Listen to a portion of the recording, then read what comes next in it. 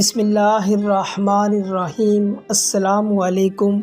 امید کرتا ہوں کہ آپ سب خیریت سے ہوں گے۔ پریشانیوں سے حفاظت کی دعا۔ صبح شام 7 مرتبہ یہ کلمات پڑھیں۔ رسول خدا صلی اللہ علیہ وآلہ وسلم نے فرمایا، حسبی اللہ لا الہ الا ہو علیہ توکلت وہو رب العرش العظیم۔ میرے لیے اللہ تعالیٰ کافی ہے، جس کے علاوہ کوئی معبود نہیں، اس پر میں نے بھروسہ کیا، وہ عرش عظیم کا رب ہے۔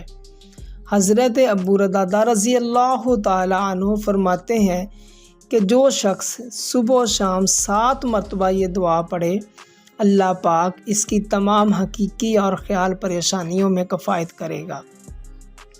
مزید اس طرح کی اچھی ویڈیو دیکھنے کے لیے ہمارے چینل کو سبسکرائب کریں۔